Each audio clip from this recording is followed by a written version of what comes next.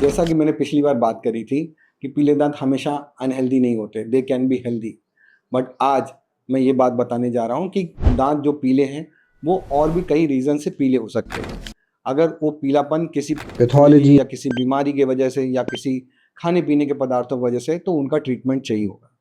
जैसे कभी कभी आमतौर पेशेंट अगर ब्रशिंग प्रॉपर नहीं कर पा रहा है तो उसमें प्लाक डिपोजिशन होने लगता है, या पेशेंट ऐसे पदार्थ खा पी लेता है जिसकी वजह से दांतों में स्टेनिंग हो जाती है।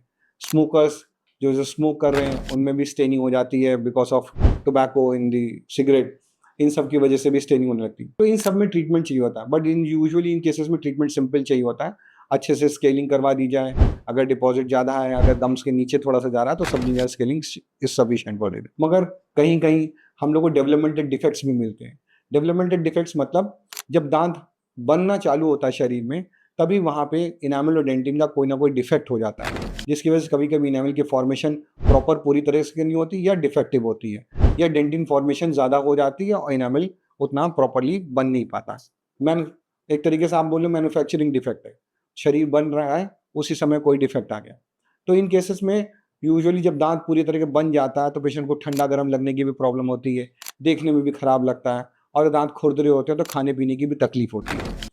अगर इतना सीवियर केस है और पेशेंट को सेंसिटिविटी ज़्यादा है तो इन दांतों में रूट कैनाल करके कैप करने की ज़रूरत भी पड़ती है, ताकि दांत को अच्छे तरह से बचाया जा सके, प्रोटेक्ट भी कर सकते हैं, और पेशेंट की जो तकलीफें हैं खाने पीने की या सेंसिटिविटी की, उस प्रॉब्लम को टोटली ओवरकम कर सकें।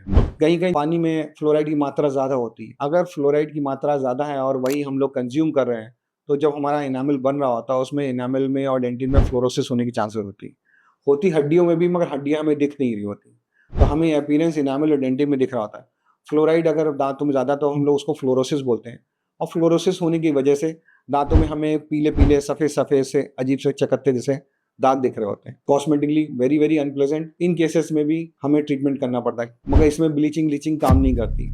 इसमें भी आपको लैमिनेट्स वेनियर्स या फुल क्राउन्स की लिए ज़रूरत पड़ जाती है, ताकि दांत को अच्छे तरीके से कवर कर सकें और पूरा डिफेक्ट को कवर करके उसको हेल्दी अपीयरेंस भी दे सके और पेशेंट को खाने में कंफर्टेबल कर सके। नेक्स्ट वीडियो में मैं उन येलो टीथ के बारे में ट्रीटमेंट एक्सप्लेन करूँगा जहाँ पे कोई पैथोलॉजी नहीं है, हेल्दी है, मगर तब भी पेशेंट उन ट्रीटमेंट कराने आता है, उनको एस्थेटिक रीज़न से उसको येलो टीथ की अपीयरेंस नहीं अच्छी लग रही होती है, और वो चाहता है एक अच्छे चमकते हुए दांत लें जो कॉस्मेटिकली प्लीजिंग हो, मतलब वर्किंग में अच्छा लगे और देखने में अच्छे लगे।